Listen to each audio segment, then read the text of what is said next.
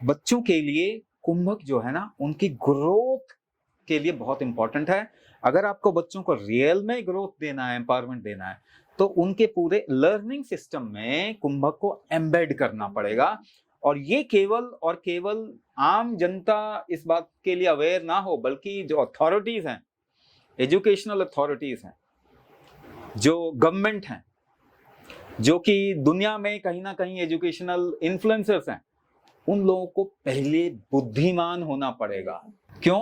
क्योंकि वो एक क्षत्रिय क्लैन है, वो पूरा का पूरा वॉरियर क्लैन है। तो क्षत्रिय डिसिप्लिन होता है, क्योंकि बिना डिसिप्लिन के आप लड़ाई नहीं लड़ सकते। दूसरी बात ये कि बहुत ज्यादा उनके अंदर क्या कहते हैं, हिम्मत होनी चाहिए। क्षत्रिय कहते हैं कि हिम्मत बहुत होनी चाहिए, यानी उनका हार्ट बहुत स्ट्रांग होना चाहिए। तो जापान में किसी को हार्ट अटैक आता है तो कहते हैं ये तो क्षत्रिय ही नहीं है। वो बेइज्जती वाली बात है। हाँ, ब्रेन स्ट्रोक आके मरना चलेगा। वो इसीलिए जापान में ब्रेन स्ट्रोक ज्यादा होते हैं हार्ट अटैक से। तो अभी फैशन क्या है कि ब्लड में शुगर नहीं होना चाहिए, तो आपको फैशन के लिए दे दिया दवाई, मेटफॉर्मिन दे दिया, इस तरह की कोई चीज दे दी, रोजीग्लूटाथोन, पायग्लूटाथोन। अब वो शुगर आपकी किडनी में जाएगा, अब आपका किडनी खराब होगा। तो किडनी खराब होना तो चलेगा, वो मुझे गवारा है, ब्लड में शुगर गवारा नहीं है। ऐसा तो हम इलाज कर रहे हैं जी सर। आपका शरीर ब्लड में शुगर ज्यादा होने की वजह से फ्रीक्वेंट यूरिनेशन करा के उसको बाहर निकाल देता है। आप बाहर नहीं निकालना चाहते, आप शरीर के अंदर ही डालना चाहते हो उसको, तो फिर आप मेटफॉर्मिन खा रहे हो।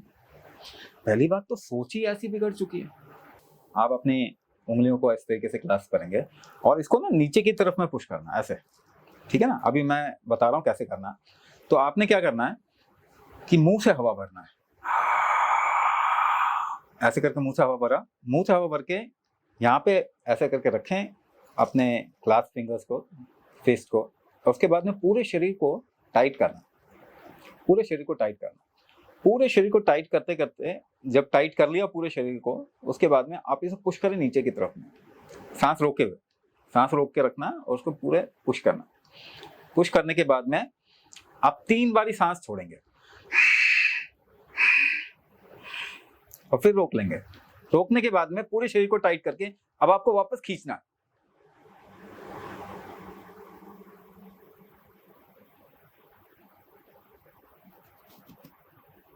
जितनी देर रोक सकते हैं रोकना और रिलैक्स कर देना। सब जम्हाई लेते हैं, यॉर्निंग करते हैं जी। तो आप अपने उंगलियों को क्लास्प करके सिर पे ऐसे रखना है जी। तो आपको अब जम्हाई लेनी है। जम्हाई लेने का मतलब है जितना खींच सकते हैं हवा मुंह से उतना खींचना पड़ेगा।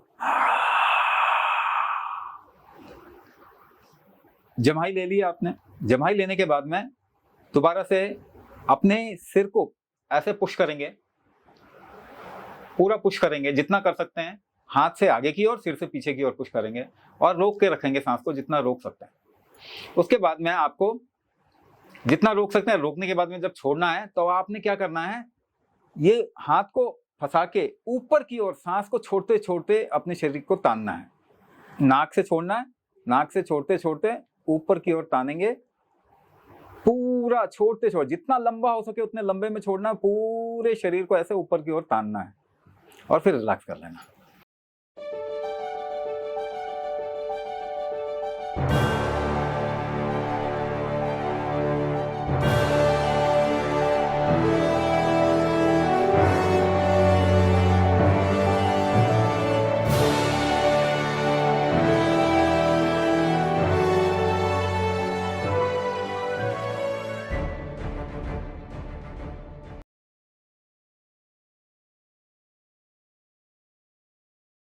नमस्कार, welcome to another brand new episode of Ask Official. आज हमारे साथ फिर से स्वामी राज विभू जी हैं, जिनके लिए बहुत सारी क्वेरीज हमारी आई थी और सर से बहुत सारे लोगों ने क्वेश्चन भी किया है रिगार्डिंग कुंभक। कुंभक क्रिया होती क्या है? नमस्कार sir, welcome to our show again. बहुत सारी क्वेरीज जैसे कि हमारे पास आई थी सर रिगार्डिंग कुंभक। बहुत सारे लोगों ने ये क्वेश्चन किया, क्या सांस रोकना ही कुंभक की प्रक्रिया है? तो उनको विस्तार से जरूर बताएं।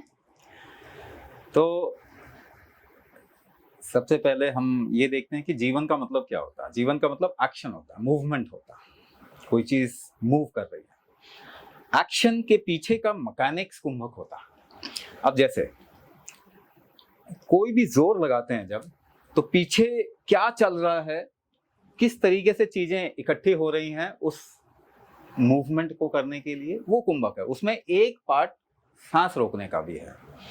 तो जब हम जोर लगा रहे हैं तो पीछे सांस रुक रही है, लेकिन हम केवल इतना ही देख पा रहे हैं, तो आप सांस रोकने को कुंभक कह सकते हैं। लेकिन कोई भी चीज रुकती है जो पीछे, जैसे आपकी याददाश्त कैसे रुकी हुई, आपका जेनेटिक मेमोरी होगा, वो कैसे रुका? 8 लेवल पे मेमोरीज होते हैं, राइट। तो मेमोरी भी तो रुकी हुई है, उसको भी रोक के रखा गया एक जीवन को एक्शन दिलाने के लिए या कोई काम करवाने के लिए। तो एक्शन का मैकेनिक्स कुंभक होता है, तो उसमें सांस रोकना एक चीज है, मगर आपका शरीर जब जोर लगाता है तो आप देखिए एक पोजीशन ले लेता है, वो भी कुंभक है। आप जब याद करते हैं कभी तो अपने आप को स्थिर कर लेते हैं, वो भी कुंभक है। किसी चीज का आगे बढ़ना, आपका जेनेटिक्स एक नया सेल क्रिएट करता है, वो जिस तरीके से वो एक्शन करता है, वो भी कुंभक है। तो कुंभक एक बहुत बड़ा आयाम है, मगर आसानी से समझने के लिए सांस रोकना वेरी एविडेंटली आप देख सकते हैं कि जब आप जोर लगा रहे हैं, खींच रहे हैं, पुश कर रहे हैं, जंप कर रहे हैं, डर रहे हैं, याद कर रहे हैं, फोकस कर रहे हैं, कोई भी काम कर रहे हैं, तो पीछे आपकी सांस रुकती है उस काम को, उस एक्शन को अंजाम देने के लिए। तो सांस रोकना भी कुंभक है, मगर कुंभक एक बहुत बड़ा अम्ब्रेला है। इसके बारे में मतलब जितना बोले उतना कम ही पड़ेगा।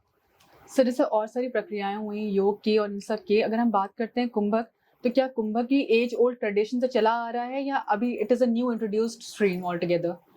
कुंभक देखिए, जब से इंसान ने अपने आप को समझना शुरू किया, उस समय से ही वो मैकेनिक्स इस शरीर का या इसके एक्शन का, काम करने का, उसके बारे में जानने की कोशिश कर रहा है, उसको यूज कर रहा है जी। जैसे कि हठ योगा में आप शरीर की पोजीशन को इस्तेमाल करते हैं। तो शरीर का पोजीशन, शरीर कोई योगा नहीं है, मगर योगा शरीर को इस्तेमाल कर रहा है। जैसे प्राणायाम है, प्राणायाम में बेसिकली आप अपनी सांसों को इस्तेमाल करते हैं। तो सांसें प्राणायाम नहीं है, लेकिन सांसों को एक तरीके से इस्तेमाल करना प्राणायाम है, दूसरे तरीके से इस्तेमाल करना कुंभक है। तो जब से ह्यूमन बॉडी है तब से ये चीजें एग्जिस्ट कर रही हैं। अब आप बोलोगे लिवर क्या मॉडर्न है या फिर एंशिएंट है, तो क्या आंसर होगा इसका? तो एविडेंट है हमें ये तो जब से तो इंसान पैदा हुआ तब से लिवर है, तो जब से इंसान पैदा हुआ है तब से कुंभक है। इंसान से भी पहले से कुंभक है, सृष्टि की उत्पत्ति कुंभक से हुई है, ऐसा मान के चलिए। तो बहुत पुराना है, लेकिन इसको आज के समय पे कैसे हम इस्तेमाल कर रहे हैं, इसको नए तरीके से हम इस्तेमाल कर सकते हैं। तो जो हम कुंभक थेरेपी करवा रहे हैं वो मॉडर्न है या फिर ये कह लो कटिंग एज है, फ्यूचर के लिए। सर, जैसे बहुत सारे लोगों का क्वेश्चन आया, बहुत सारे लोग जानना चाहते हैं कि वेट गेन और वेट लॉस करने के लिए स्पेशल कुंभक कैसे अपनाएं जीवन में? सबसे पहले अगर आप किसी चीज के पीछे का कारण समझते हैं तो फिर आप उसको ठीक कर सकते हैं, पहली बात। दूसरी बात, आपको इसे अपने एक्सपीरियंस के टर्म्स में अगर आप समझेंगे तो आपको भी मालूम ही है कि इसको ठीक कैसे करना, क्योंकि इसको हम ऐसे ही टर्मिनोलॉजी ग्रीको रोमन वर्ड के साथ में जोड़ते हैं जिसका हमारे को कोई एक्सपीरियंस नहीं होता। तो अगर डिजीज को हम ऐसे टर्म्स में डिफाइन करेंगे जिसका हमें एक्सपीरियंस नहीं है तो डिजीज कभी ठीक नहीं होगी। तो आज के टाइम पे मेटाबॉलिक डिसऑर्डर कहते हैं एक चीज। मेटाबॉलिक डिसऑर्डर का मतलब क्या होता है, इसको मैं दो तरीके से डिफाइन करूंगा, वेट का बढ़ना और वेट का कम होना। ये दो तरीके से मैं डिफाइन कर रहा हूं और आपको भी पता चल जाएगा कि इसको ठीक कैसे करना है ना। वेट का बढ़ना का मतलब है फैट। सबसे पहले ये समझिए कि एक बहुत अच्छी चीज होती है, जीवन को पैदा करने में फैट का यूज बहुत ज्यादा है। अगर फैट नहीं होता तो जीवन पैदा ही नहीं हो पाती। सर, अगर आप बोल रहे हैं फैट, तब तो मोटे लोग बड़े खुश हो जाएंगे। नहीं, इसको इस तरीके से नहीं देखना कि किसी में ज्यादा फैट है किसी में कम है तो वो एक चीज गलत होगी, एक चीज ऐसे नहीं। फैट अपने आप में सबसे जरूरी चीजों में से एक है जी, ठीक है। हमारे यहाँ जो गर्भवती होती है उसको फैट के नाम से ही पुकारा जाता है, मेदिनी। मेद का मतलब फैट होता है। तो हमने इसको हमेशा सबसे जरूरी अंग माना जीवन का। लेकिन अब पहली बात, फैट खराब नहीं होता जी। अच्छा, ना हम इसे अच्छा कह रहे हैं ना खराब कर रहे हैं, ये एक जरूरी चीज है जीने के लिए। अब उसको डिफाइन करते हैं। फैट प्रोटेक्टिव होता है, आपको बचाता है। अब मुझे बताओ, अगर आपके अंदर फैट है तो आपकी सुरक्षा ज्यादा हो रही है जी। यानी कि आपके अंदर खतरा ज्यादा है। ओके। ठीक है। हाँ। तो क्या खतरा है, अगर उसको आप ठीक कर देंगे तो इतने फैट की जरूरत नहीं होगी। नहीं होगी, ये बात भी सही है आपकी। ठीक है, ये पहला पार्ट है। तो फैट बढ़ रहा है, इसका मतलब बॉडी में रिस्क है, बढ़ रहा है, बढ़ रहा है रिस्क। तो फैट आपको बचा रहा है, तो आप फैट कम मत करो, रिस्क खत्म कर दो, फैट तो अपने आप कम हो जाएगा। आप फैट कम करोगे तो ऑर्गन डैमेज होगा जी। तो सबसे पहला तरीका रिस्क कम कर दो। ठीक है, रिस्क कम करने का तरीका बता रहा हूं आपको जी। तो मुझे, आप हॉरर मूवी देख रहे हो, हाँ। और एक सीन आ गया बहुत डरावना। हाँ। डरावने सीन में हमको रिस्क आता है ना, डर लगता है। हाँ। डर लगता है, तो रिस्क आ गया ना। जी। आप बचाते कैसे उस टाइम पे अपने आप को, जब ये अचानक से वो हॉरर सीन आया? भगवान को याद करके। अगर आप ध्यान से देखोगे, आप सांस रोक लेते हैं। जी। हाँ। तो आप सांस रोक के अपने आप को बचा रहे हैं। अगर आपकी सांस रोकने की कैपेसिटी कम है तो रिस्क कम करने की कैपेसिटी भी कम है। रिस्क ज्यादा है। रिस्क ज्यादा है। तो आपको क्या करना पड़ेगा रिस्क कम करने के लिए? सांस रोकने की कैपेसिटी बढ़ानी पड़ेगी, कुंभक करना पड़ेगा।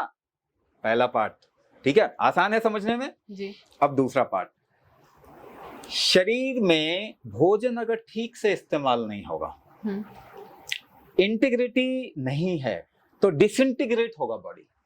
जी। यानी फंक्शन की इंटीग्रिटी नहीं है तो डिसइंटीग्रेशन में क्या होगा? आपका वेट कम होता जाएगा, बॉडी यूज नहीं कर पाएगी, बॉडी रख नहीं पाएगी चीजों को, रोक नहीं पाएगी चीजों को, स्खलन कहते हैं, निकल रहा है सब कुछ, आपकी इंटीग्रिटी नहीं है, रोकना है। तो जिनका वेट कम हो रहा है उनको वेट बढ़ाना है तो क्या करना पड़ेगा? रोकना पड़ेगा। रोकते कैसे हो किसी चीज को? होल्ड करके एक जगह पे। होल्ड, सांसों का होल्ड क्या है? कुंभक। कुंभक। तो कैसे बढ़ाओगे? तो दोनों के लिए दोनों के लिए एक ही चीज है, और यही नियम है। अगर एक चीज दो को डिफाइन नहीं करता तो वो यूजलेस है। लड्डू बनाना है, कैसे बनाओगे? बूंदी रखी है, कैसे बनाओगे? घी कौन सा मंत्र, कौन सा मैनिफेस्टेशन काम करेगा? कोई कौन से पूजा पाठ और कौन सी एलोपैथी की दवाई काम करेगी? कोई काम नहीं, कोई काम नहीं। हाथ में उठाओगे, कुंभक करोगे, जोर लगाओगे, लड्डू बन जाएगी। लड्डू को तोड़ना है तो क्या करना पड़ेगा? एक बार दोबारा से जोर लगाना पड़ेगा। कुंभक दोनों काम करता है, तभी ये चीज इफेक्टिव है। अगर कोई एक चीज एक ही काम करती है तो लीनियर है, यानी अल्टीमेटली आपका नुकसान करेगी। सर, अगर एक हेल्दी बॉडी की बात करें तो मैक्सिमम कितनी देर तक सांस होल्ड करने की कैपेसिटी उसकी होनी चाहिए? अब अगर इसको बहुत लीनियर तरीके से देखें कि नॉर्मली सांस लिया रोक लिया, नहीं, सांस लिया रोक लिया नहीं, इसके साथ में अगर हम एक्शन को जोड़ दें तो सांस रोकने के कितने तरीके बन जाएंगे? लाखों। नॉर्मली हम क्या सोच रहे हैं? सांस लिया रोक लिया, कितनी देर रोक सकते हैं कि मैं हेल्दी हूं? नहीं। अगर आप एक पोजीशन में बैठे हो कितनी रोक सकते हो? अगर दूसरे पोजीशन में कितना रोक सकते हो? सांस लेने के बाद, सांस छोड़ने के बाद कितना रोक सकते हो? एक्शन में छोड़ने के बाद में आप सपोज कीजिए आपने सांस छोड़ दिया, बैठ गए, उसके बाद लेते हुए, उठते हुए कितना उठ सकते हो? ओके, सांस रोक के कितना उठ सकते हो? कितना एक्शन कर सकते हो? इस तरीके से देखा जाए तो लाखों तरीके हैं कुंभक के। जी। तो सपोज कीजिए, अब इसका मैं आपको एग्जांपल भी देता हूँ। मान लीजिए कि आप दंड बैठक लगाते हैं, तो आपने सांस छोड़ दिया और दंड बैठक में बैठ गए। उसके बाद आप उठ रहे हैं, जोर लगा रहे हैं, तो वो कुंभक कैपेसिटी आपकी कैसी है कि उठने में आप सांस रोक के छोड़ के उठ पा रहे हैं। अगर ये कैपेसिटी आपकी कम हो जाती है उठने की तो आपके हार्ट में ब्लॉक आएगा। सांस रोक के उठने की कैपेसिटी अगर कम हो जाती है तो हार्ट में ब्लॉक आएगा। दूसरी बात, ब्लड प्रेशर। अगर सपोज कीजिए आपने कोई सांस रोक के कोई एक्शन किया, उसके बाद आप लंबा क्या छोड़ पा रहे हैं इसको? अगर आप लंबा छोड़ पाएंगे तो आपका ब्लड प्रेशर ठीक रहेगा, नहीं छोड़ पाएंगे तो ब्लड प्रेशर हाई होगा। आप सांस को लेके रोक रहे हैं तो आपके बॉडी में चीजें फैलेंगी, यानी मेटाबॉलिज्म अच्छा होगा। तो कहाँ पे कैसे रोकना है, कुंभक बहुत बड़ा आयाम है, इसीलिए मैं बोल रहा हूँ। नॉर्मली अगर आप पूछते हैं नॉर्मली सांस लेके कितना रोक सकते हैं, तो कम से कम हर एक को 1 मिनट तो रोकना ही चाहिए। 1 मिनट पूरा होना चाहिए। हाँ हाँ जी सर, आजकल हम देख रहे हैं ब्लड प्रेशर और शुगर जैसी बीमारियां बहुत कॉमन हो गई हैं इंडिया में। अगर हम स्पेसिफिकली इंडिया की बात करें तो ये तो नॉर्मल, मतलब हर दूसरे इंसान को ब्लड प्रेशर और शुगर पाया ही जाता है। तो इसका रीजन बिहाइंड क्या है? और इतनी एलोपैथी की दवाइयां वो ले लेके अपने आप को ऑलरेडी खराब कर चुके हैं, डिपेंडेंट हो गए हैं। इसका भी क्या कुंभक में कोई इलाज है? जैसे मैंने बताया कि डिजीज को अगर आप अलग तरीके से डिफाइन करेंगे, एक्शनेबल टर्म्स में डिफाइन करेंगे, तो उसका इलाज है। अगर डिजीज को आप केवल ऐसे टर्म्स में डिफाइन करेंगे जिसके लिए कोई एक्शन आप नहीं ले सकते, आप इंडिविजुअली नहीं ले सकते, तो उसका कोई इलाज नहीं। जैसे फॉर एग्जांपल इंसुलिन। इंसुलिन आपके एक्सपीरियंस में क्या है? सर शुगर लेवल को मेंटेन करके रखता ये तो है। आप कोरिलेट कर रहे हैं, जी। मगर आपको तो आम का एक्सपीरियंस है ना, जी, सेब का एक्सपीरियंस है, रसगुल्ले का एक्सपीरियंस है, इंसुलिन का क्या एक्सपीरियंस है आपको? ऐसा कोई एक्सपीरियंस नहीं है अभी तक। आप अपनी बीमारी को ऐसे टर्म्स में डिफाइन कर रहे हैं जिसका आपके पास में कोई एक्सपीरियंस नहीं है। आप ठीक कैसे करोगे ये बताओ। आपको अगर मैं बोलूं कि अभी आपका एक्सपीरियंस कैसा है, आप बोलो कि थोड़ा मैं अंदर से चंचल महसूस कर रही हूँ, घबराहट महसूस हो रही है, मैं कहूंगा एक काम करो, सांस रोक लीजिए और स्थिर कर लीजिए, तो आप स्थिर कर सकते हैं और वो घबराहट कम हो जाएगी आपकी। लेकिन इंसुलिन को आपने डायबिटीज और इंसुलिन के साथ में डिफाइन किया एक बीमारी को, अब वो ठीक नहीं होगी। इसलिए 100 साल में एक इंसान बता दो जो डायबिटीज से निकल गया, 100 साल में एक इंसान बता दो जो ब्लड प्रेशर हार्ट डिजीज से निकल गया, नंबर 1 कॉज ऑफ डेथ बन गया। 100 साल में एक इंसान बता दो जो थायराइड से निकल गया।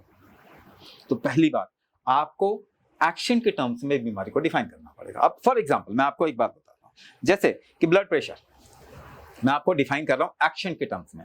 सांस रोकने के बाद में आप धीरे धीरे किसी अपनी सांस को रिलीज कर सको तो आपका ब्लड प्रेशर ठीक है। क्या आप प्रैक्टिस कर सकते हो उस चीज की? कर सकते हैं ना जी। अब आप ब्लड प्रेशर से निकल सकते हैं। लेकिन ब्लड प्रेशर को आपने ऐसे उल्ट तरीके से डिफाइन किया कि आपके शरीर में कैल्शियम चैनल्स होते हैं, आर्टरीज में कैल्शियम चैनल्स हार्ड हो जाती हैं और उसका आपको बेसिकली कोई एक्सपीरियंस नहीं है, तो आप उसे ठीक कर ही नहीं सकते। बीटा सेल्स होते हैं आपके हार्ट में, है ना, उसका आपको कोई एक्सपीरियंस नहीं है। नहीं। आपके किडनी के अंदर एक एस एंजाइम होता है, एंजियोटेंसिन कन्वर्टिंग एंजाइम, आपको कोई एक्सपीरियंस नहीं है सर, आप उसे कभी ठीक नहीं कर सकते जी। तो अगर बीमारी को एक्सपीरियंस के टर्म्स में, एक्शन के टर्म्स में आप डिफाइन करेंगे तो आप उसे बिल्कुल ठीक कर सकते हैं। अब जैसे मैंने बताया कि डायबिटीज मेटाबॉलिक डिसऑर्डर है। मेटाबॉलिज्म का मतलब क्या है? मेटाबॉलिज्म वीक होने का मतलब क्या है? तो इसको एक सिंपल से एग्जांपल से समझते हैं।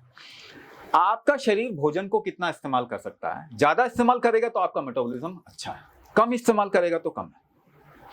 अब एक मजदूर देखिए और आप में कंपेयर करो, वो दिन भर काम करता है, फिजिकल एफर्ट लगाता है, शाम को भोजन के लिए उसको इनवाइट कर लीजिए अपने घर में, मन भर के खाएगा। हाँ, उसके प्लेट में, थाली में भोजन देखो और अपनी प्लेट में भोजन देखो, उसका शरीर कितना भोजन इस्तेमाल कर पा रहा है, आपका शरीर कितना भोजन इस्तेमाल कर पा रहा है। अब कारण देखो, क्यों उसका शरीर ज्यादा भोजन इस्तेमाल कर पा रहा है? क्योंकि वो एफर्ट ज्यादा लगा रहा है।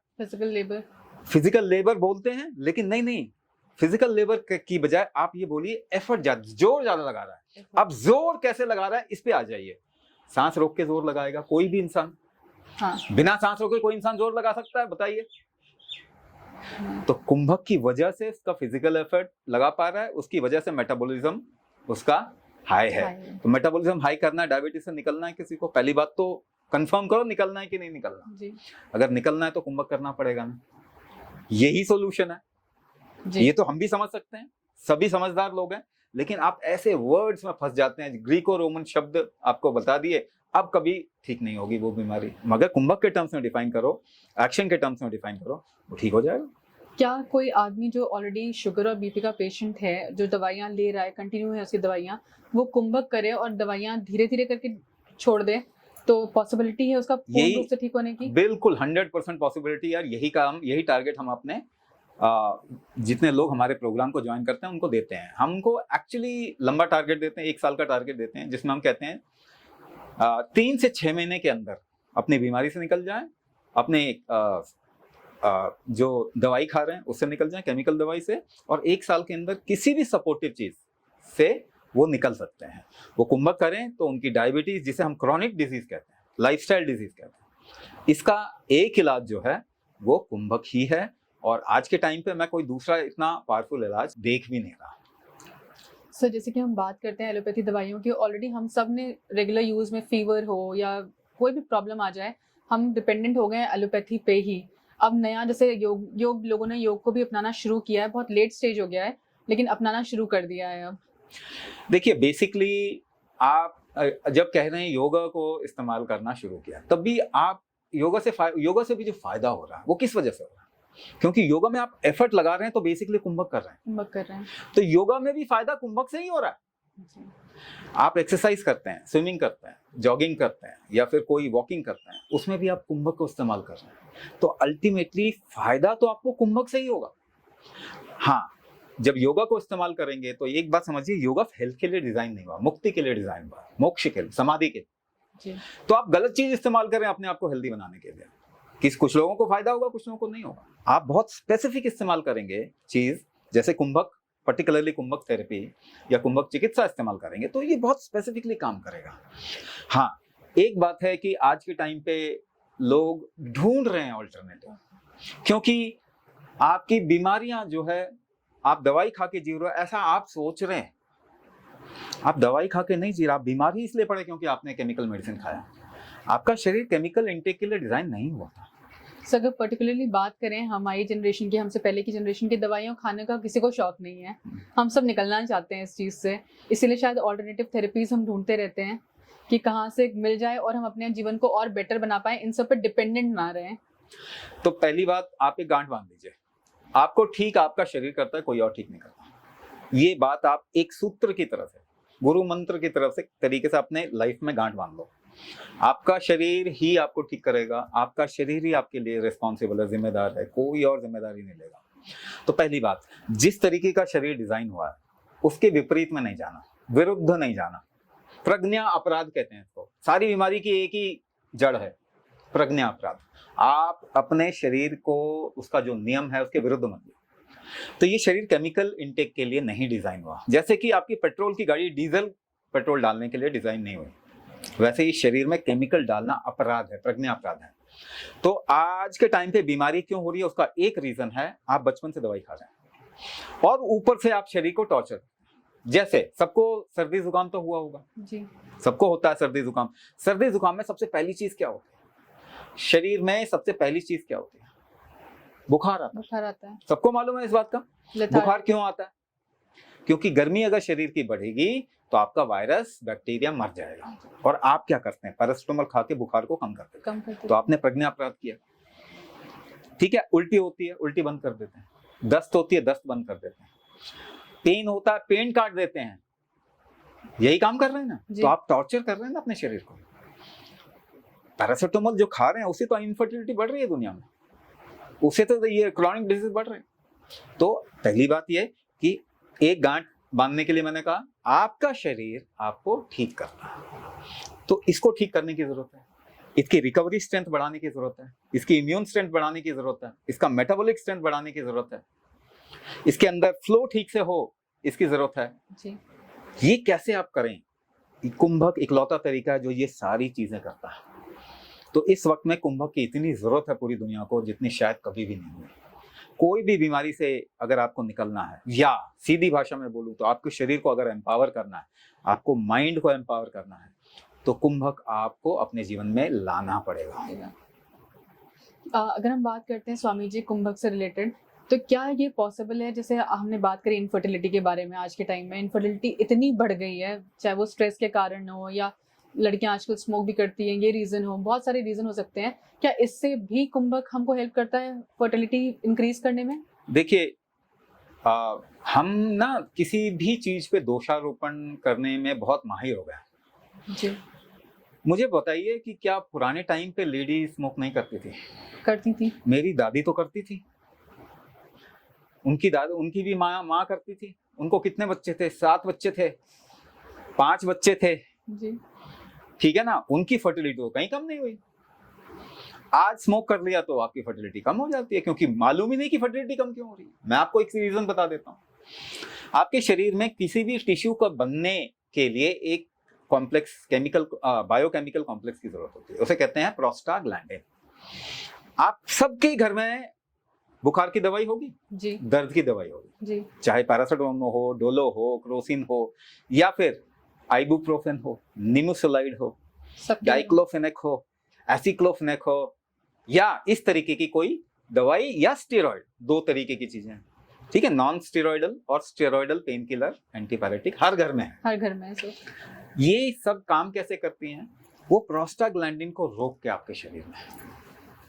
प्रोस्टाग्लैंडिन क्या क्या काम करता है जरा देखते हैं। प्रोस्टाग्लैंडिन मेंस्ट्रुअल साइकिल को रेगुलेट करता है। तो जब आप पैरासिटामोल खाते हो तो क्या बोल रहे हो? मुझे मेंस्ट्रुअल साइकिल अच्छा नहीं चाहिए।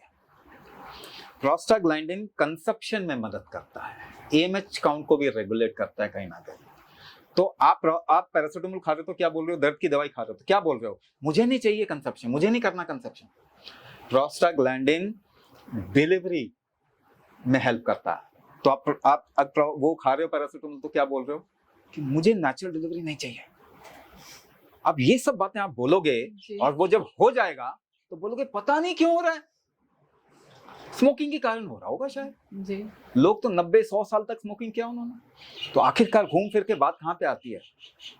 फर्टिलिटी आपके शरीर का स्ट्रेंथ है एक तरीके का, ठीक है। तो इसको बढ़ाना पड़ेगा। फर्टिलिटी बढ़ाने के लिए तभी एएमएच काउंट बढ़ेगा। दुनिया का इकलौता प्रोग्राम हम करवाते हैं जिसमें एएमएच काउंट बढ़ जाता है। किसी को कंसीव करना है, आ जाओ, कुंभक तो करना पड़ेगा। जी सर। सर जैसे आजकल के टाइम की हम बात करते हैं, मैंने जैसे बात करी इनफर्टिलिटी स्ट्रेस के कारण, स्मोक के कारण, सब कारणों से भी बढ़ती है। अगर हम बात करते हैं बच्चों की, करंट जनरेशन में आप देखते होंगे बहुत सारे बच्चे बहुत मेंटली डिस्टर्ब्ड हैं। पहले इन बच्चों को काउंसलिंग की जरूरत नहीं पड़ती थी, अब के बच्चों को 13 ईयर्स हो गया और या 10 साल के बच्चे को भी काउंसलिंग की जरूरत पड़ रही है। अगर सच में बोलूं मैं, कोई भी इंसान काउंसलिंग से उसकी लाइफ अच्छी नहीं होती। ये कहते हैं ना, ये विचार तो केवल सोचने के लिए अच्छा है। आप वही करोगे जो कंपल्शन आपके शरीर में आएगा, या जो कमजोरी या स्ट्रेंथ आपके शरीर में होगी, आप करोगे वही। लेकिन एक बात मैं सबको बोलना चाहता हूँ, हमारे बच्चे खराब हो रहे हैं, अब तो आंखें खोलनी पड़ेंगी। हमारी जिम्मेदारी यही है जी। This is our responsibility. वो खराब इसलिए हो रहे हैं क्योंकि हमने सही डायरेक्शन में नहीं सोचा और हमने उनको खराब किया है। और हर एक इंसान को इस वक्त में ये जिम्मेदारी लेनी चाहिए। छोटे बच्चे, 4 साल का बच्चा डायबिटिक है, 5 साल का बच्चा हार्ट उसका ठीक नहीं है, 12-13 साल में बच्चियों को थायराइड हो रहा है, एडीएचडी हर 10 में से 6 बच्चों को, स्ट्रेस फैक्टर झेल नहीं पा रहा। 10 लोगों को एक ही सिचुएशन में रख दीजिए, क्या सभी को सेम लेवल का स्ट्रेस होता? नहीं होता। तो इसका मतलब आप गलत जगह देख रहे हो। सिचुएशन से स्ट्रेस नहीं होता, आपकी झेलने की क्षमता से आपको स्ट्रेस होगा। कितना होगा? आपकी झेलने की क्षमता के ऊपर डिपेंड है। कुछ स्ट्रेस लगेगा ही नहीं। तो क्या सबको अपना झेलने की क्षमता, टॉलरेंस नहीं बढ़ाना चाहिए जी, ताकि आगे भी बीमारी में मदद मिलेगी कि बीमारी नहीं होगी। टॉलरेट कैसे करते हो? 10 किलो की आटे की बोरी या फिर वेट उठाओ, कैसे टॉलरेट करते हो? कैसे उठाते हो 10 किलो का वेट? जब उठाना होता है उठा ही लेते हैं सर, सांस रोक के उठाते हैं। तो 20 किलो उठाना है। अब क्या, कौन सी क्षमता ज्यादा होनी चाहिए आपके अंदर? सांस रोकने की। क्या आप कर रहे हैं? टॉलरेंस आप बढ़ा नहीं रहे। स्ट्रेस का रोना रोएंगे, बोलेंगे नहीं जी ये अल्कोहल पीने से ये इंसान का शरीर बिगड़ गया, उसको झेलने की क्षमता नहीं थी। स्मोक करने से इंसान का शरीर बिगड़ गया, झेलने की क्षमता नहीं थी। केमिकल डाल रहे हो, इनका इंसान का शरीर बिगड़ रहा है, झेलने की क्षमता नहीं है। क्या बढ़ाना नहीं है टॉलरेंस? ह्यूमैनिटी का टॉलरेंस बढ़ाना है तो कुंभक की इस वक्त में बहुत जरूरत है। सो जैसे हमने बात करी इनफर्टिलिटी के बारे में कि स्ट्रेस भी एक रीजन होता है, उसी तरह ये स्ट्रेस आजकल बच्चों में बहुत कॉमन हो गया है। चाहे हम 10 साल के बच्चे को देखें या आईआईटी और पीएमटी की प्रिपरेशन करने वाले बच्चों को देखें, बहुत सारे नंबर सुसाइडल टेंडेंसी के बढ़ गए हैं और सुसाइड भी ज्यादा होने लग गए हैं बच्चों के।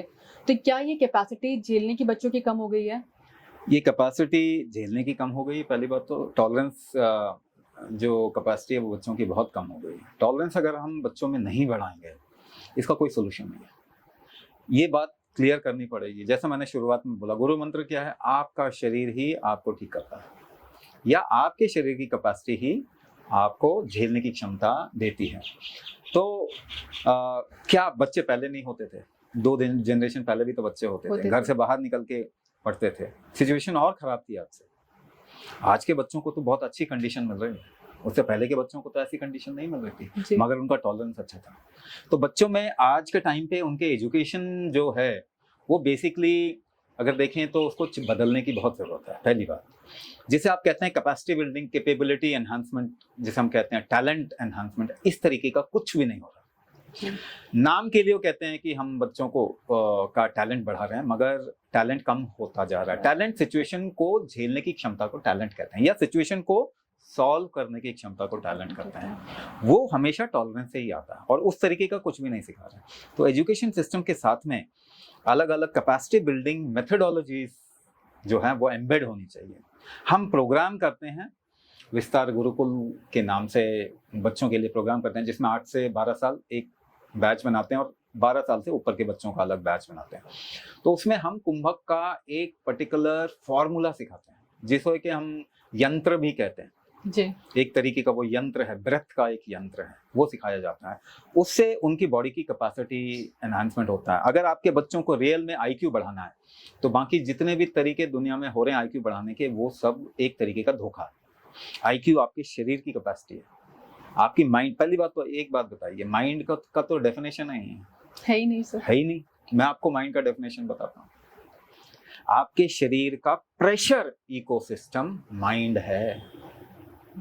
माइंड के साथ में हमेशा आप देखेंगे कि इमोशन जुड़ा होता है, इमोशन हार्मोन के साथ में जुड़ा होता है, हार्मोन प्रेशर में रिलीज होता है। कुंभक की वजह से हार्मोन का रिलीज होता है। तो अगर आपको मेंटल इश्यूज कोई भी अगर ठीक करना है या मेंटल एम्पावरमेंट करना है, तो कुंभक एक प्रैक्टिकल मेथड है।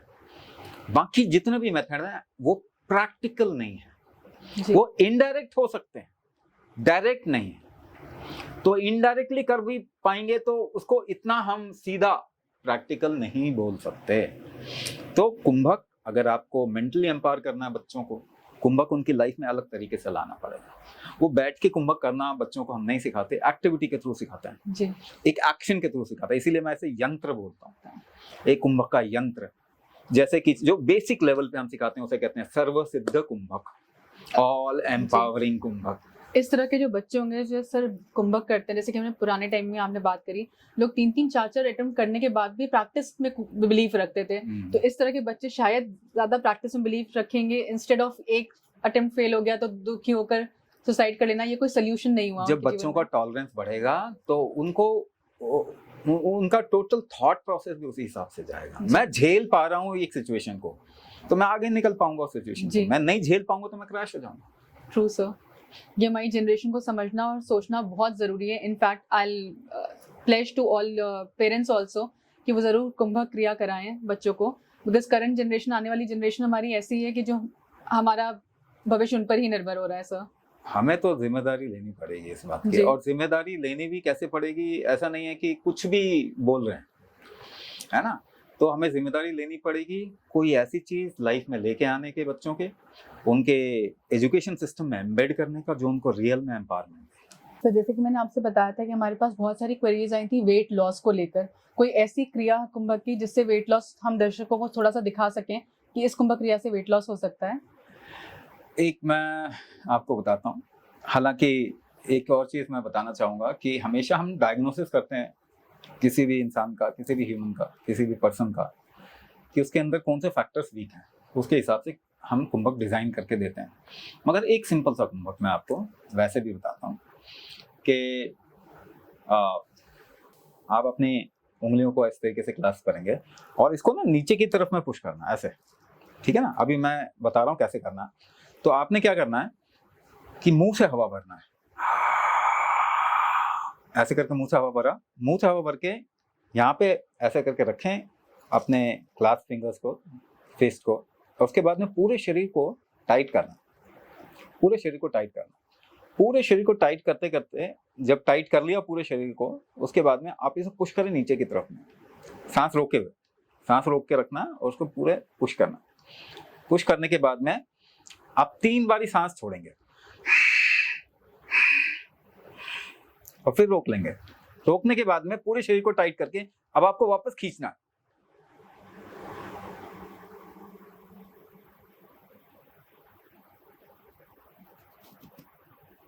जितनी देर रोक सकते हैं रोकना और रिलैक्स कर देना। मुंह से सांस भर के आपने रोकना है, पूरे शरीर को टाइट करके पुश करना है बाहर के नीचे की तरफ में, पूरा पुश किया। पुश करने के बाद में आपको मुंह से नाक से 3 बारी सांस छोड़ना। मुंह से लेना है, नाक से छोड़ना है। एक बारी छोड़ा, फिर पुश करें और पुश करें। पूरा छोड़ लिया जब, तो सांस रोक के उसके बाद जितना लंबा हो सके और जितना टाइट हो सके जैसे वापस खींचने की कोशिश करें। जैसे कि बहुत भारी चीज आप खींच रहे हैं, बहुत भारी चीज खींच रहे हैं, उसे वापस लाएं। जितना रोक सकते हैं रोकेंगे सांस को, उसके बाद रिलैक्स कर लें।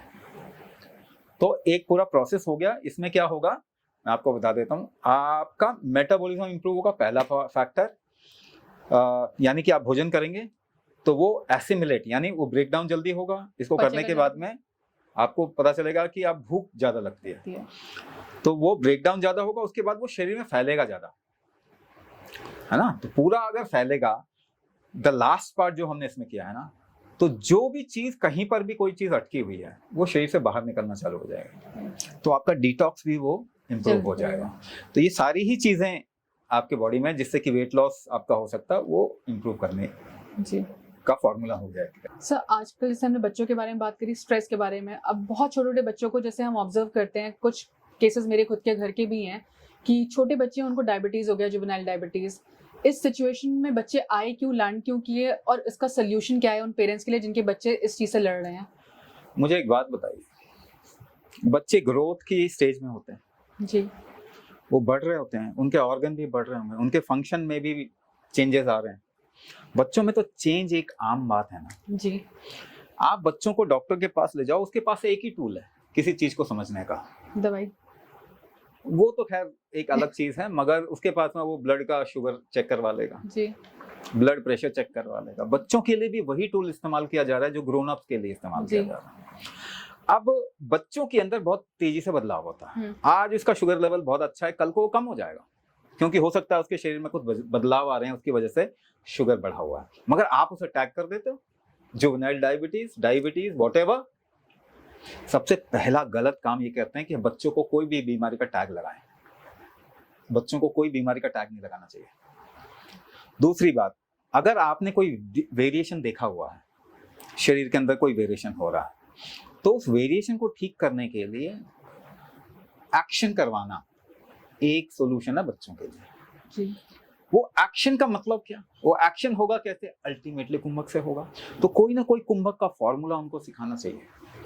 ये पहले हमें करना चाहिए बच्चों में। उसके बाद after they have grown up हम कोई टैग लगा सकते हैं या टैग हटा सकते हैं। बच्चों में कोई बीमारी का टैग नहीं लगाना चाहिए, पहली बात ये। और दूसरी बात, दवाई तो बच्चे के शरीर में जाना ही नहीं चाहिए, क्योंकि आप दवाई से बेसिकली शरीर के किसी भी फंक्शन को रोक रहे हैं या जबरदस्ती बढ़ा रहे हैं। यानी बेसिकली आप क्या कर रहे हैं, पूरे बॉडी के फंक्शन को खराब कर रहे हैं। वो ही बच्चा, उसका फंक्शन अभी स्टैब्लिश हो रहा है, वो होने से पहले आप उसको बिगाड़ रहे हैं, वो बच्चा कभी ठीक नहीं हो पाएगा। ये बहुत गलत चीज है। तो बच्चों को कैसे उनको डायग्नोज करना है, क्या उनको टैग करना नहीं, पहले तो बच्चों को टैग नहीं करना चाहिए। ADHD आजकल कहते हैं 10 में से 6 बच्चों को attention deficit hyper activity disorder. क्यों टैग कर दिया आपने बच्चे को? हर बच्चा अटेंशन चाहता है ऐसे तो। देखो, अगर कोई बच्चा अगर एक जगह टिक के नहीं बैठ पा रहा और मतलब डिस्ट्रैक्ट होता है बहुत जल्दी, फोकस कम है, आप उसे क्या बोलते हैं, अटेंशन डेफिसिट है इसको जी। एक्टिविटी ज्यादा बढ़ गई, हाइपर एक्टिविटी डिसऑर्डर है इसको। अब ये ऐसे लग गया जैसे कि उसके शरीर की एक बीमारी है जो लाइफ लॉन्ग चलेगी जी। अरे बहुत आसान है आराम से बैठना, स्थिर करना शरीर को। आप उसे सांस रोकने की प्रैक्टिस करवा दो एक्टिविटी के साथ में, वही बच्चा बैठने लग जाए। ऐसे हम देखते हैं अपने प्रोग्राम में, जो बैठ नहीं पा रहे ठीक से वो एकदम शांत बैठ जाते हैं।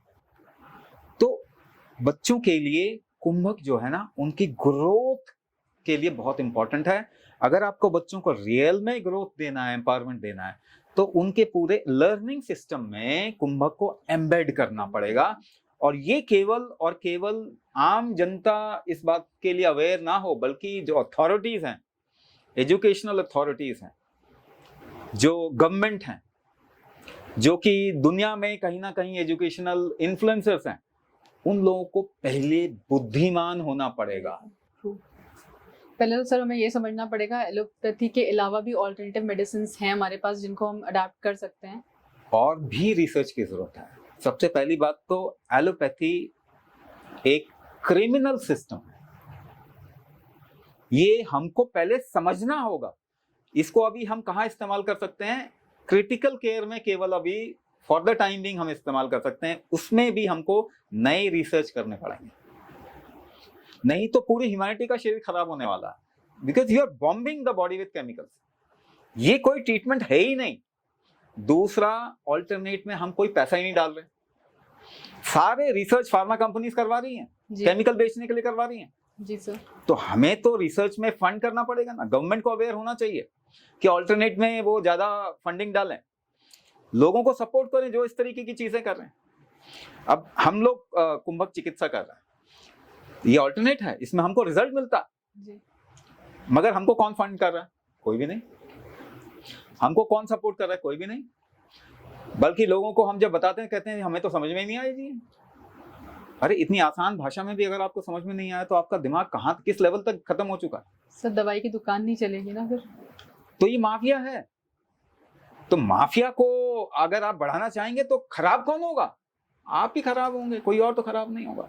इस वक्त में इवन एलोपैथी को चाहिए कि वो ऑल्टरनेट रास्तों की तरफ में देखें, क्योंकि अल्टीमेटली देखो वो भी जो पैथी है उसका मकसद तो ह्यूमैनिटी को एम्पावर करना ही है ना, डिजीज को ठीक करना ही है ना जी।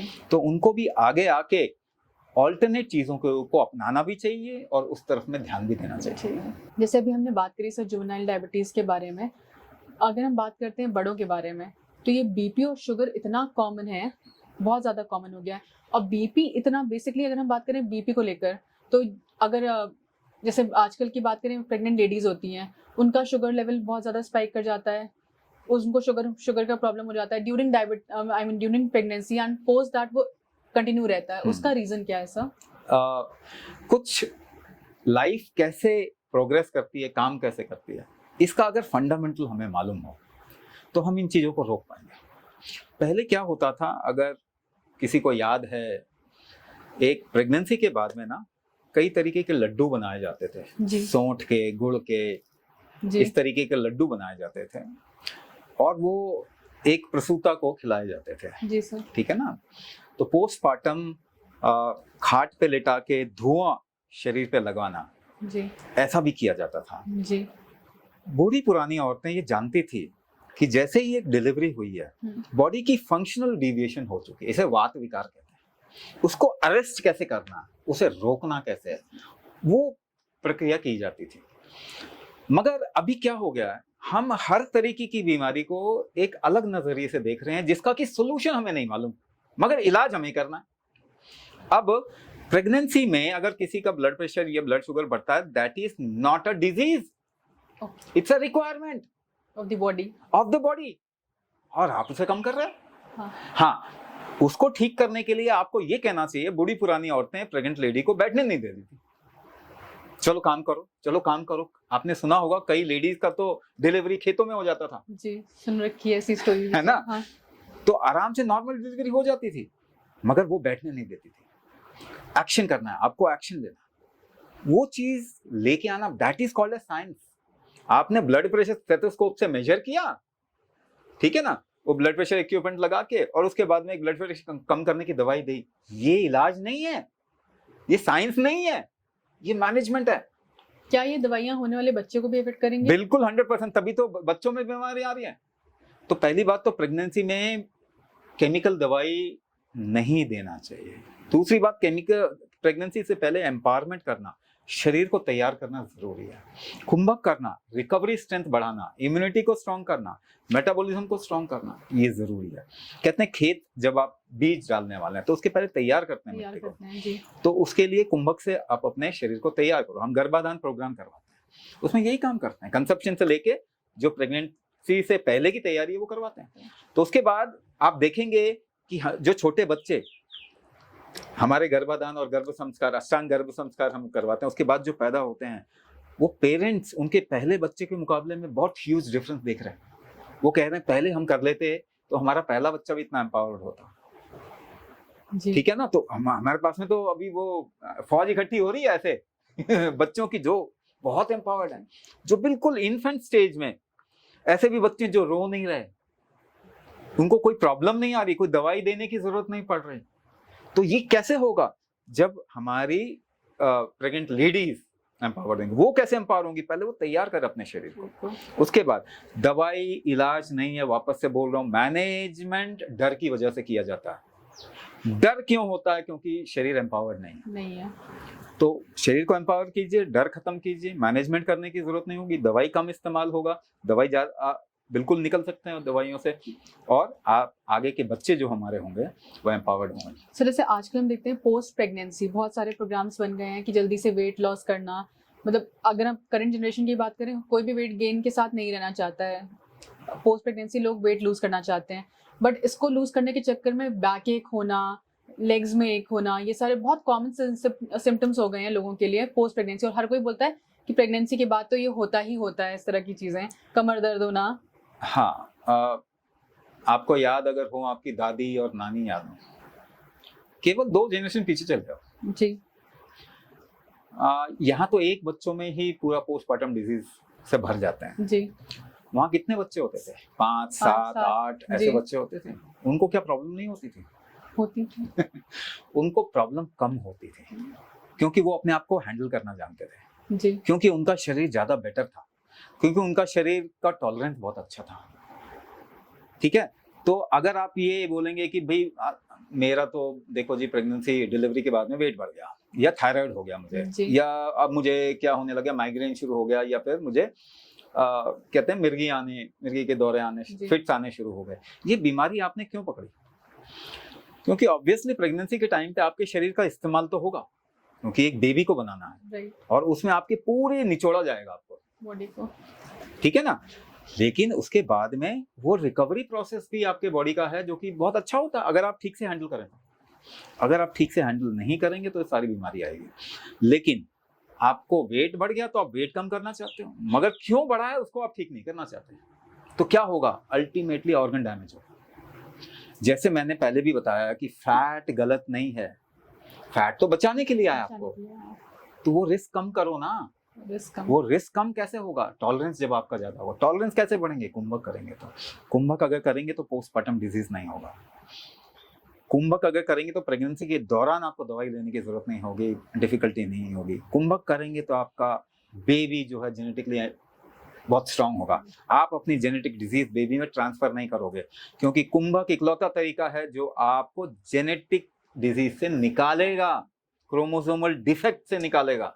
ये आपके शरीर का एपिजेनेटिक ट्रिगर होता है जो आपके जेनेटिक्स को ठीक करेगा, और कोई चीज ठीक नहीं करती। सर जैसे कि हमने बात करी पोस्ट पार्टम के लिए, तो बहुत जैसे मैंने बोला कि बैक एक्स वगैरह होते हैं, और ड्यूरिंग प्रेगनेंसी बहुत सारी औरतों ने आयरन और कैल्शियम लेती हैं ऊपर से, तो वो कहाँ तक वैलिड है? पहली बात, क्योंकि थ्रू आउट 9 मंथ्स लेना होता है सर ये। तो आप किसी भी डॉक्टर से पूछो, मतलब कम से कम थोड़ा समझदार, क्योंकि डॉक्टर्स आजकल केवल प्रोटोकॉल जानते हैं, उनको प्रोटोकॉल में ट्रेनिंग मिलती है, वो एक्चुअली ये नहीं जानते कि शरीर काम कैसे करता है। तो कोई समझदार अगर डॉक्टर है तो उससे पूछिए कि ये कैल्शियम बैलेंस क्या होता है, तो बताएंगे कि शरीर जो है ना उसको मालूम है कितना कैल्शियम लेना, उससे ज्यादा वो लेगा ही नहीं। तो इसका मतलब जो आप कैल्शियम खाते हो कहाँ जाता है? वो सीवर में जाता है और कहीं नहीं जाता। हाँ, ये बात है, कैल्शियम बनाने वाली कंपनी के जेब भर रहे हैं जी सर। तो आपको फालतू में पैसा बर्बाद करना है तो आपकी मर्जी है, लेकिन कैल्शियम तो शरीर लेगा ही नहीं एक लिमिट के आगे। आयरन लेगा ही नहीं एक लिमिट के आगे। एब्जॉर्प्शन स्ट्रेंथ क्या बढ़ाया आपने? अगर आप अपने शरीर का एब्जॉर्प्शन स्ट्रेंथ नहीं बढ़ाते हो, बाहर से कोई भी चीज खा रहे हो तो वो वेस्ट जा रहा है। एब्जॉर्प्शन स्ट्रेंथ को आसान भाषा में बोलो, इनहेलेशन का स्ट्रेंथ होता है जो कि कुंभक से बढ़ता है। दोबारा से बात वहीं आ गई। तो अगर अब दूसरा एग्जांपल लेता हूं, जिस समय आप कमजोर होते हैं या आपके शरीर में से कई चीजें लूज होती हैं, तो क्या उस समय आपको कमर दर्द होता है? लेडीज को मालूम है, कई लेडीज को, कि उनका मेंस्ट्रुअल साइकिल आते ही शुरू होने से पहले कमर दर्द शुरू हो जाता है। जी, होता है। तो अगर आपके शरीर में कोई चीज टिक नहीं रही है या एनर्जी भी बिल्डअप नहीं हो रहा ठीक से, वीक फील हो रहे हैं, उस समय आपको ज्यादा कमर दर्द होगा। तो एनर्जी बढ़ाना, क्या आप एनर्जी कैसे, एक दिन कुंभक करके देखो, आपको लगेगा ओ मेरी एनर्जी बहुत बढ़ गई। तो आपके शरीर में माइटोकॉन्ड्रिया होते हैं, एनर्जी पावर हाउस होते हैं आपके सेल के अंदर। माइटोकॉन्ड्रिया डेंसिटी कुंभक बढ़ाता है, एनर्जी बढ़ाएगा, कमर दर्द आपका ठीक हो जाएगा, सिंपल सी भाषा। दूसरा, आपके शरीर में स्खलन, कोई चीज निकल रही है अगर, तो आपको कमर दर्द होगा अगर जरूरत से ज्यादा निकल रही है, तो रोकने का काम कुंभक करेगा जी। उससे आपका कमर दर्द ठीक होगा, उससे आपकी प्रॉब्लम जाएगी। तीसरी चीज, टॉलरेंस बढ़ा रहा है, रिस्क कम कर रहा है, तो फैट एक्यूमुलेशन की जरूरत नहीं होगी शरीर को, तो फैट रिड्यूस अपने आप ही हो जाएगा। कुंभक करने से आपका फैट तो कम होगा ही होगा, गारंटी है। लेकिन एक और चीज बोल रहा हूँ, ये बढ़ेगा नहीं, ये भी गारंटी है जी। सो जैसे कि हम बात कर रहे थे इनिशियली जब स्टार्ट किया था कि वेट गेन और वेट लॉस के बारे में, कोई नॉर्मल आदमी अगर रोज अपनी प्रक्रिया स्टार्ट कर दे 1 मिनट सांस रोकने से और उसकी कैपेसिटी बढ़ाता जाए, तो क्या वो हेल्प करेगी हमें वेट लॉस में? कुंभक एक बहुत स्पेशलाइज्ड प्रोसेस है, इसे हमेशा गाइडेड तरीके से ही करना चाहिए। पहली बात तो ये जी, क्योंकि ये मैकेनिक्स दुनिया में ज्यादातर लोगों को मालूम ही नहीं है और ये सब्जेक्टिव है जी। ये सब्जेक्टिव साइंस है, तो बहुत लोगों के लिए पॉसिबल ही नहीं है इसको जानना, इसीलिए ये गाइडेड वे में करना चाहिए। दूसरी बात, अगर कुंभक किया जाए तो कितना पॉसिबल है 1 महीने के अंदर वेट लूज करना? जी।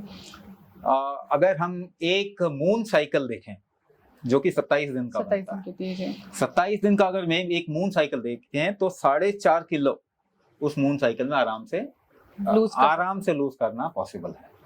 मिनिमम अगर बात करें, मिनिमम नहीं कह सकते, अप्रोप्रिएट कह सकते हैं, क्योंकि सबके शरीर में प्रॉब्लम अलग अलग तरीके की होगी और अलग अलग लेवल पे होगी, तो सबका अलग होगा। मगर एक हेल्दी इंसान के लिए जिसको कोई प्रॉब्लम नहीं है और केवल उसका थोड़ा वेट ज्यादा है, तो उसको वेट लूज करने में इतना बड़े आसानी से लूज कर सकता है। सर जैसे कि हमने बात करी थी स्ट्रेस के, जो प्रेग्नेंट लेडीज होती हैं उनको स्ट्रेस होता है, जो ऑफिस जाते हैं लोग उनको डेली लाइफ में बहुत स्ट्रेस होता है, उसके लिए कोई ऐसी कुंभक क्रिया जिससे वो स्ट्रेस को रिलीज कर पाए? हाँ, देखिए, इसमें पहली बात, जब हम स्ट्रेस कहते हैं तो बॉडी का एक तरीके से वो टॉलरेंस होता है। इसमें ऐसा कर सकते हैं, अब चूंकि बैठे हुए हैं तो बैठ के ही हम इसको कर सकते हैं। सब जम्हाई लेते हैं, यॉर्निंग करते हैं जी। तो आप अपने उंगलियों को क्लास्प करके सिर पे ऐसे रखना है। तो आपको अब जम्हाई लेनी है। जम्हाई लेने का मतलब है जितना खींच सकते हैं हवा मुंह से उतना खींचना पड़ेगा। जम्हाई ले लिया आपने। जम्हाई लेने के बाद में दोबारा से अपने सिर को ऐसे पुश करेंगे, पूरा पुश करेंगे जितना कर सकते हैं, हाथ से आगे की ओर, सिर से पीछे की ओर पुश करेंगे और रोक के रखेंगे सांस को जितना रोक सकते हैं। उसके बाद में आपको जितना रोक सकते हैं, रोकने के बाद में जब छोड़ना है तो आपने क्या करना है, ये हाथ को फंसा के ऊपर की ओर सांस को छोड़ते छोड़ते अपने शरीर को तानना है। नाक से छोड़ना है, नाक से छोड़ते छोड़ते ऊपर की ओर तानेंगे, पूरा छोड़ते छोड़ जितना लंबा हो सके उतने लंबे में छोड़ना है, पूरे शरीर को ऐसे ऊपर की ओर तानना है और फिर रिलैक्स कर लेना। वापस से बता रहा हूँ, मुंह से जम्हाई लेना है, हाथ को क्लास्प करके ऐसे पीछे रखेंगे, जितना लंबा ले सकें लंबा लें। पूरा लेने के बाद में पुश करेंगे, है ना, इससे पूरी रीढ़ की हड्डी पर असर आता है। इनफैक्ट आपके शरीर के सारे ज्वाइंट पर असर आता है। उसके बाद में छोड़ते समय पे आपको ऊपर की ओर पुश कर,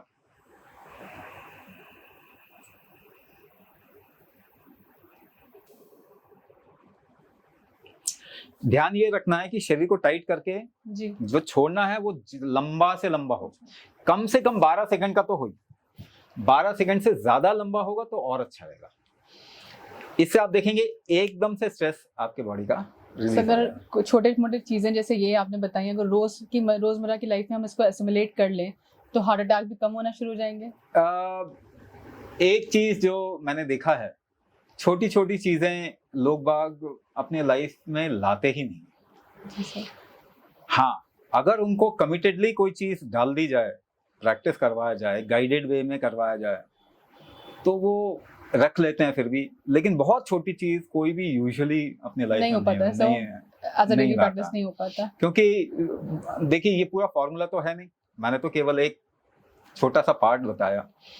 पूरा का पूरा फॉर्मूला अगर सेट किया जाए तो शरीर पे असर भी आता है और उससे इंस्पायर होके फिर उसको कंटिन्यू भी करते कर सकते हैं। सर जैसे कि अभी करंट सिनेरियो की हम बात करें, हमारी डिपेंडेंसी एलोपैथी मेडिसिन में इतनी बढ़ गई है, बुखार हुआ तो हम एलोपैथी डॉक्टर के पास चले गए, लूज मोशन हुआ एलोपैथी डॉक्टर के पास चले गए, हमें हुआ या बच्चे को भी हुआ तो बच्चे को भी हमने वही सेम दवाइयाँ दे दी जो हम अपने लिए यूज कर रहे हैं। और इनफैक्ट छोटा सर दर्द भी अगर हम ले लें, डिस्प्रिन जैसी दवाइयाँ हम हर किसी के घर में मिल जाती हैं, तुरंत ले लेते हैं। पहली बात तो जैसे कि मैं पहले भी बता चुका हूँ कि ये शरीर जो है ये केमिकल इंटेक के लिए डिजाइन नहीं हुआ जी। लेकिन सोच किस तरीके से है, पहली चीज कि हम बहुत समझदार नहीं होते। ऐसा हमें लगता है कि थोड़ा हमने लॉजिक कोई बात कर दी तो हम समझदार हो गए। अगर जीवन लॉजिक से ही चलना होता तो हम सब कुछ डिकोड कर चुके होते, सारी बीमारियां ठीक कर चुके होते। जी। तो एक भी बीमारी तो ठीक नहीं की, तो इसका मतलब हमारा लॉजिक काम कर नहीं रहा। लेकिन फिर भी फैशन है, फैशन ज्यादा है। तो मैं बताता हूँ, लोग फैशन की वजह से कोई चीज करते हैं रादर देन समझदार डिसीजन ले। ठीक है जी। मैं एक एग्जांपल बताता हूँ। ब्लड में शुगर लेवल बढ़ना फैशन नहीं है, डिजीज है। इसे डायबिटीज कहते हैं। जी। हालांकि डायबिटीज क्यों होती है किसी को मालूम नहीं, पूरी एलोपैथी को नहीं मालूम डायबिटीज क्यों होती है। इनफैक्ट उनको तो यही नहीं मालूम कि कोई भी डिजीज क्यों होती है। ना ब्लड प्रेशर क्यों होता है ये मालूम है, ना हार्ट डिजीज क्यों होता है ये मालूम है, ना थायराइड क्यों होता है, ना ऑटो इम्यून डिसऑर्डर क्यों होता है। उनको तो एक भी बीमारी नहीं मालूम। आयरनी ये है, विडंबना ये है कि दुनिया में ट्रीटमेंट वही लोग कर रहे हैं जिनको मालूम ही नहीं कि डिजीज क्यों हुआ। जिनको मालूम है वो बेचारे ट्रीटमेंट ही नहीं कर रहे। जी। तो फैशन क्या है कि ब्लड में शुगर लेवल नहीं होना चाहिए, क्योंकि ग्लूकोमीटर भी बेचना है लोगों को, तो सबके घर में ये फैशन लाना जरूरी है। हाँ, आपके हार्ट के अंदर या टिश्यू के अंदर, किडनी के अंदर, ब्रेन के अंदर शुगर जाए तो चलेगा। ऐसा ये मान के चलो कि घर में आपका जो ड्राइंग रूम है उसके टेबल पे कुछ कचरा नहीं होना चाहिए, सोफे के नीचे हुआ तो चलेगा, है ना। तो आप क्या करते हो, ऐसी केमिकल खा लेते हो जिससे कि आपके ब्लड का शुगर आपकी किडनी में चला जाता है, आपका ब्लड का शुगर आपके ब्रेन में चला जाएगा या फिर हार्ट में, लिवर में चला जाएगा, तो लिवर डैमेज होगा आपका। नहीं, वो चलेगा। फैशन में अभी लिवर डैमेज ऐसा नहीं है कि नहीं होना चाहिए, हो सकता है। स्ट्रोक आना ठीक है, मगर ब्लड में शुगर नहीं होना, यानी किडनी खराब हो सकती है तो चलेगा। आप कह रहे हैं जब आप ब्लड का शुगर कम कर रहे हैं तो आप शुगर भेज कहाँ रहे हो, ये तो बताओ। कान से तो नहीं निकल रहा आपके? नहीं सर। ठीक है, नाक से कहीं और से नहीं निकल रहा वो शुगर, जा कहाँ रहा है? ब्लड से क्या हो गया, केवल उसने जगह बदल ली, बॉडी के अदर पार्ट्स में, दूसरे पार्ट में चला गया। अब आपका लिवर खराब होगा, किडनी के डिजीज बढ़ रहे हैं ना, लिवर के डिजीज बढ़ रहे हैं, ब्रेन स्ट्रोक्स बढ़ रहे हैं। हाँ। तो अभी फैशन क्या है कि ब्लड में शुगर नहीं होना चाहिए, तो आपको फैशन के लिए दे दिया दवाई, मेटफॉर्मिन दे दिया, इस तरह की कोई चीज दे दी, रोजीग्लिटोजोन, पायग्लिटोजोन। अब वो शुगर आपकी किडनी में जाएगा, अब आपका किडनी खराब होगा। तो किडनी खराब होना तो चलेगा, वो मुझे गवारा है। ब्लड में शुगर गवारा नहीं है, ऐसा तो हम इलाज कर रहे हैं। जी सर। आपका शरीर ब्लड में शुगर ज्यादा होने की वजह से फ्रीक्वेंट यूरिनेशन करा के इसको बाहर निकाल देता है। आप बाहर नहीं निकालना चाहते, आप शरीर के अंदर ही डालना चाहते हो उसको, तो फिर आप मेटफॉर्मिन खा रहे हो। पहली बात तो सोच ही ऐसी बिगड़ चुकी है। आप बीमार अगर मरना ही चाहते हो तो कौन रोक सकता है, ये भी बात है कि नहीं मुझे तो दवाई खानी है। दूसरी बात, हर चीज के लिए नकारात्मक सोच, मुझे ये नहीं चाहिए, ऐसा नहीं चाहिए, वैसा नहीं चाहिए, बस क्योंकि टॉलरेंस कम हो गया, जरा सा भी दर्द बर्दाश्त नहीं हो रहा तो दर्द की दवाई खाई जा रही है, और उसी दर्द की दवाई की वजह से उसकी लाइफ खराब हो जाएगी, वो नहीं देखा जा रहा। तो जिसको हम कह रहे हैं इंटेलिजेंस, वो इस वक्त में दुनिया का इंटेलिजेंस लेवल बहुत कम है, डाउनफॉल पे बहुत कम है। और जिस हम ऊल जुलूल चीजों को साइंस का टैग दे रहे हैं उसको केवल मार्केट करने के लिए, उसको बेचने के लिए। तो एलोपैथी के साथ में हम साइंस लगा रहे हैं, जबकि इसमें साइंस का नामो निशान कुछ भी नहीं है। साइंस जैसा सूडो साइंस है, कोई रिसर्च नहीं है। किडनी के डैमेज हुई है, वो खुद ही इसको सूडो साइंस बोलता है।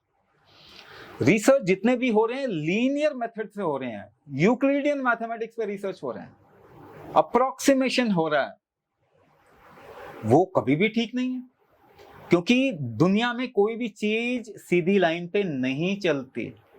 एंटीसिपेशन कर रहे हो जी ये इतना बढ़ जाएगा तो आपको ये डैमेज हो जाएगा, जबकि शरीर उसको बढ़ने ही नहीं देगा।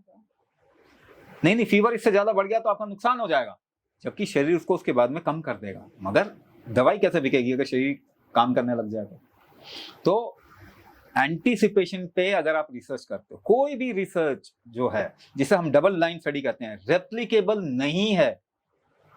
इसका मतलब क्या कह रहा हूं, एक बार सेम रिसर्च करो, दूसरे बार सेम रिसर्च करो, रिजल्ट डिफरेंट आएंगे, और उसको हम साइंस बोल रहे हैं। कमाल की बात है, ये साइंस है ही नहीं। 3 बार भी रिसर्च की तो रिजल्ट सेम आना चाहिए, सेम आना चाहिए, तब साइंस बनता है। ये तो साइंस है ही नहीं, सूडो साइंस है ये। सूडो साइंस को साइंस टैग लगा के केवल मार्केटिंग गिमिक है। तो हमको थोड़ा बुद्धिमानी वापस लानी पड़ेगी। और बुद्धिमानी जो है ना, आप ये मान के चलो कि सपोज कीजिए, बुद्धिमानी का मैं आपको एक एग्जांपल देता हूं कि बुद्धिमानी का मतलब होता है आप चीजों के बीच में रिलेशन जोड़ पाते हैं। वो तब आप जोड़ पाओगे जब चीजों को ठीक से देख पाओगे जी। ठीक से देख पाने का मतलब क्या होता है, अगर सपोज कीजिए आप एक ऊंची जगह पे हो, बहुत दूर किसी चीज को देखना चाह रहे हो, उस समय आपकी स्थिति कैसी होती है? कोशिश हम पूरी करते हैं देखने की। नहीं, आप अपने को स्थिर करने की कोशिश करते हैं। और स्थिर कैसे करते हैं? सांस रोकते हैं, तब जाके आप चीजों को ठीक से देख पाते हैं। तो कुंभक ही इंटेलिजेंस है, कुंभक कैपेसिटी ही आईक्यू है लोगों की। अगर आईक्यू भी बढ़ानी है तो कुंभक कैपेसिटी बढ़ानी पड़ेगी। मगर पहली बात, ये जो बेवकूफियां कर रहे हैं ना, कम से कम इसके बारे में आंखें तो खुलनी चाहिए हमारी। सर, जैसे हमने ऑफ कैमरा बात की थी, आपने जापान का एग्जांपल दिया था मुझे, वो जरूर दर्शकों को बताएं। हाँ, यही मैं फैशन के बारे में बता रहा हूँ। अब जापान में फैशन क्या है? क्यों? क्योंकि वो एक क्षत्रिय क्लैन है, वो पूरा का पूरा वॉरियर क्लैन है। तो क्षत्रिय डिसिप्लिन होता है, क्योंकि बिना डिसिप्लिन के आप लड़ाई नहीं लड़ सकते। दूसरी बात ये कि बहुत ज्यादा उनके अंदर क्या कहते हैं, हिम्मत होनी चाहिए। क्षत्रिय कहते हैं कि हिम्मत बहुत होनी चाहिए, यानी उनका हार्ट बहुत स्ट्रांग होना चाहिए। तो जापान में किसी को हार्ट अटैक आता है तो कहते हैं ये तो क्षत्रिय ही नहीं है। वो बेइज्जती वाली बात है। हाँ, ब्रेन स्ट्रोक आके मरना चलेगा। वो इसीलिए जापान में ब्रेन स्ट्रोक ज्यादा होते हैं हार्ट अटैक से। ये भी एक ट्रूथ है कि आप जो मान लेते हो वैसा ही होने लग जाता है। जी, thank you so much sir. आज आप हमारे शो में वापस आए और बहुत सारी क्वेरीज हमारे दर्शकों की आपने सॉल्व करी। आगे भी हम कुंभक की इसी प्रक्रिया पे और बातें करेंगे सर।